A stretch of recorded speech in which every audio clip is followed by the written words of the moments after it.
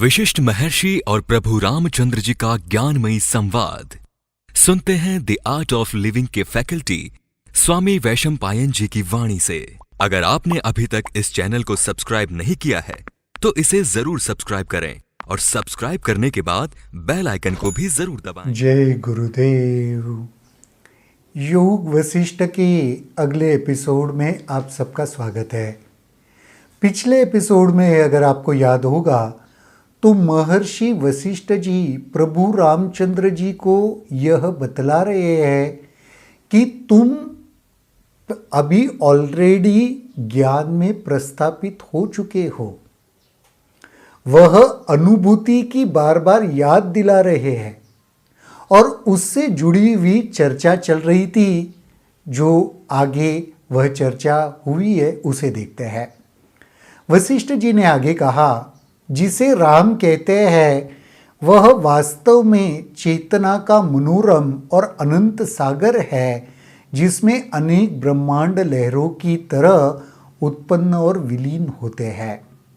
संपूर्ण समस्थिति में रहो, तुम अनंत आकाश की तरह रहो। वह ब्रह्म तत्व तुम ही हो। इसका अनुभव होने के बाद महर्षि वशिष्ठ जी यह कह रहे प्रभु रामचंद्र जी को कि तुम समस्थिति में रहो, तुम अनंत आकाश की तरह रहो। ताप से अग्नि अलग नहीं होती, कमल से सुगंध अलग नहीं होती, सुरमे से कालिख अलग नहीं होती, बर्फ से सफेदी अलग नहीं होती, गन्ने से मिठास अलग नहीं होती और नक्षत्र से प्रकाश अलग नहीं होती। इसी प्रकार चेतना से अनुभव करता अलग नहीं होता, जिस प्रकार सागर से लहरें अलग नहीं होती, उसी प्रकार चेतना से ब्रह्मांड अलग नहीं होता। ये जो भी सारे यहाँ पे संदर्भ दिए हैं वह एक ही है। जैसे भले दो नाम है, दो क्वालिटीज वहां पे बताइए, एक वस्तु एक उसकी क्वालिटीज, जैसे वो वस्तु का नाम लेते हैं वो क्वालिटी उसके साथ जुड़ी हुई है। उसी प्रकार चेतना ब्रह्मांड से अलग नहीं हो सकती। ये कहा कैसे? जैसे कमल से सुगंध अलग होती है क्या? हो नहीं सकती। कमल अलग और सुगंध अलग ऐसे हो सकता है क्या? गन्ने से मिठास को अलग कर सकते हो क्या? जैसे गन्ना है इसका मतलब भी वो मीठा है। उसी प्रकार चेतना ब्रह्मांड से अलग नहीं होते। चेतना से अनुभवकर्ता अलग नहीं, इसी प्रकार अनुभवकर्ता से अहम भाव भी अलग नहीं। चेतना और अनुभवकर्ता एकत्र ही है और अनुभवकर्ता और अहम भाव भी एकत्र है। ये तो ठीक है ना। देखो, अनुभव अहंकार के बगैर हो सकता है क्या? कभी सोच के देखना तो मुमकिन नहीं है। अनुभव को अहंकार के बिना कैसे कर पाओगे? सपोज खुशबू, तो मुझे ही खुशबू आती है ना, तब मैं कह सकता हूं ये अनुभव हुआ। अगर अहंकार ही वहां पे मिसिंग है तो अनुभव भी मिसिंग है। अहम भाव से जीव अलग नहीं और जीव से मन अलग नहीं। जीव और अहम भाव एक ही है। अहंकार से जीव अलग नहीं और जीव से मन भी अलग नहीं। मन से इंद्रियां अलग नहीं, इंद्रियों से शरीर अलग नहीं, शरीर से संसार अलग नहीं और संसार के अतिरिक्त कुछ है ही नहीं। मन से इंद्रियां अलग नहीं। इंद्रियों का मतलब मन जुड़ा होता है तभी तो इंद्रियां होती है। वो इंद्रियों से शरीर अलग नहीं, शरीर से संसार अलग नहीं और संसार के अतिरिक्त तो कुछ है ही नहीं।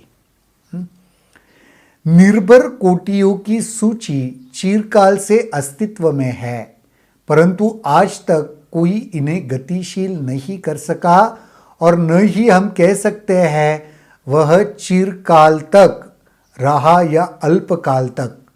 सच्चाई यह है कि कुछ है ही नहीं, जो है वह असीम का स्वतः अनुभव करता।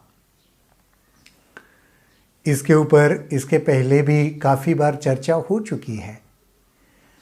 कुछ है नहीं, सब कुछ इल्यूजन है, संसार भी इल्यूजन है, सिर्फ वह जो अनुभव करता है वही है, जो एक्सपीरियंस कर रहा है वही सत्य है, बाकी सब तो कल्पना मात्र है। जो शून्य है उसमें शून्यता है, ब्रह्म ही ब्रह्म में व्याप्त है, सत्य ही सत्य प्रकाशित होता है और पूर्णता पूर्णता को भरती है। ये हमारे फिलॉसफी की बहुत सुंदर बात कि जो शून्य है उसमें क्या है, अगर कोई पूछेगा तो शून्यता है। शून्य शून्यता से भरा है, ब्रह्म ब्रह्म में ही व्याप्त है।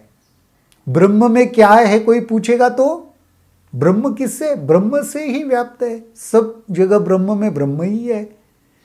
सत्य में सत्य ही प्रकाशित है। सत्य में क्या प्रकाशित होता है कोई पूछेगा तो सत्य ही प्रकाशित होता है।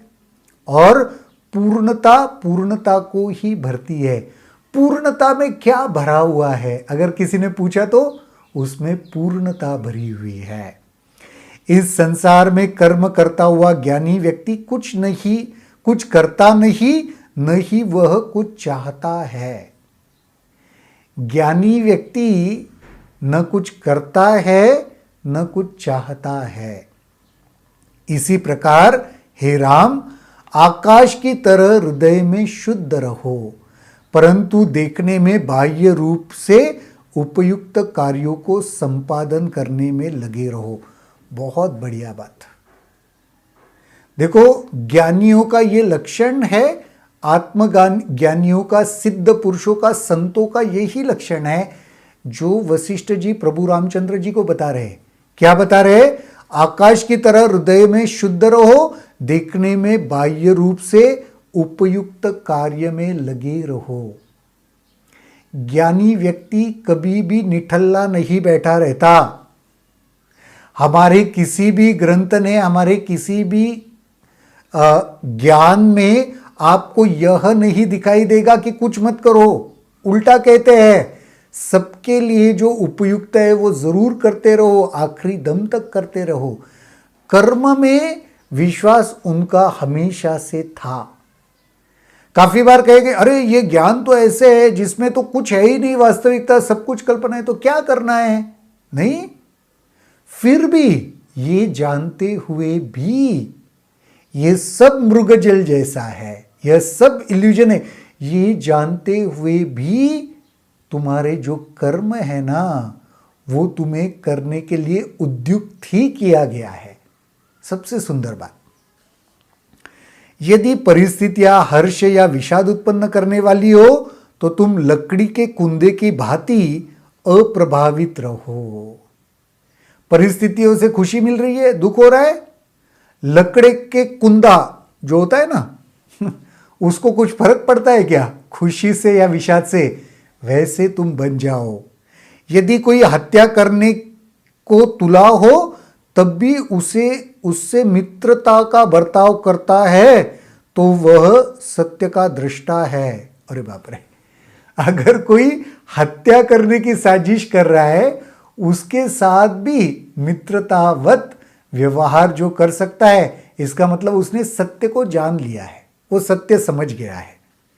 जो राग द्वेष से ऊपर नहीं उठा उसकी आराधना करना व्यर्थ है। राग द्वेष से भी ऊपर नहीं ना उठे, कौन सी साधना कर रहे हो भाई, कौन सी आराधना कर रहे हो? कोई फायदा नहीं है। जो अहम से रहित है, संकल्प वृत्ति से परे है और किसी चीज से जिसका लगाव नहीं, बस वही मुक्त है। मुक्तता का तो व्याख्या ही वही है, जिसको किसी से लगाव नहीं है, हर चीज से मुक्त है। वह यदि संसार को नष्ट भी कर दे तब भी वह कुछ करता नहीं। जिसकी समस्त संकल्पनाएं, अभ्यासगत प्रवृत्तियां समाप्त हो चुकी है, उसने संसक्ति और बंधन पर विजय प्राप्त कर ली है। समस्त संकल्पनाएं, धारणाएं, अभ्यासगत प्रवृत्तियां सब कुछ समाप्त हो गई है ना। इसका मतलब उसने संसक्ति और बंधन पर विजय पा लिया। तुमने मेरी बात को ध्यान से सुना है, जिसके फलस्वरूप तुम्हारे आंतरिक अज्ञान का पर्दा उठ गया है। एक छोटा सा शब्द इसमें ऐड किया है उन्होंने, क्या? तुमने मेरी बात को ध्यान से सुना है। देखो, एक एक एपिसोड में हमें जीवन के ऐसे रहस्य समझ में आ रहे हैं ना कि इनमें से किसी एक को भी पकड़ लो ना, जीवन सफल हो जाएगा। महर्षि क्या कह रहे? मैंने तो बहुत कुछ बताया, और सबसे इंपॉर्टेंट क्या, तुमने वो सारी बातें ध्यान से सुनी। इसके वजह से अज्ञान का पर्दा उठ गया, खत्म हो गया। सामान्य व्यक्ति भी अपने कुल पुरोहित के वचनों से अत्यधिक प्रभावित होता है। फिर तुम तो दृष्टि संपन्न हो और तुम्हारा दृष्टिकोण भी व्यापक है। एक पुरोहित, पंडित जो घर में होते हैं परिवार के, उनके बातों से भी लोगों का जीवन सफल हो जाता है, वो ज्ञान सुन के। और तुम तो राम कैसे हो? तुम्हारे भीतर ऑलरेडी वह दृष्टि है, विकसित हो चुकी है, तो तुम्हारी तो क्या बात। राम ने कहा, मेरे सभी संदेह दूर हो गए, मैं आकर्षण और विकर्षण से मुक्त हूं, मैं स्वतः में स्थित हूं। स्वस्थ का शब्दार्थ ही स्व में स्थित है। स्वस्थ, इतना सुंदर शब्द है ना, स्व में स्थित होना। इसलिए आयुर्वेदा में हेल्दी व्यक्ति को स्वस्थ कहते हैं। क्या आप स्वस्थ हो या आपके स्वस्थ होने की कामना की जाती है? स्वस्थ का सही मायने में अर्थ क्या? सिर्फ शरीर ठीक होना नहीं, स्वस्थ का जो स्व में स्थित है। तो प्रभु रामचंद्र जी कह रहे कि आपकी ये जो ज्ञानवाणी मैंने सुनी, उससे यह महसूस होने लगा कि मैं अभी स्व में स्थित हो गया हूं। अतः स्वरूप मैं प्रसन्न भी हूं। मैं राम हूं जिसमें संसार आश्रय प्राप्त करते हैं। मेरा भी अभिवादन और आपका भी अभिवादन। जब कोई ज्ञानी साक्षात्कारी हो जाता है, तभी उसके भीतर से यह निकल सकता है कि मेरे में ये सारा संसार स्थित है, ये मुझे अनुभव हो गया, तो मेरा भी अभिवादन, और जिनसे ये मैंने सब अमृत तुल्य ज्ञान सुना, आपका भी अभिवादन। बहुत ही सुंदर आज का यह एपिसोड। आज तो यहीं पर रुकते हैं, कल देखते हैं और इस चर्चा में आगे क्या होता है। तब तक के लिए जय गुरुदेव। अगर आपके इस वीडियो को लेकर कुछ सवाल हैं तो कमेंट सेक्शन में जरूर लिखें, जिसके ऊपर हम आने वाले वीडियोस में चर्चा करेंगे।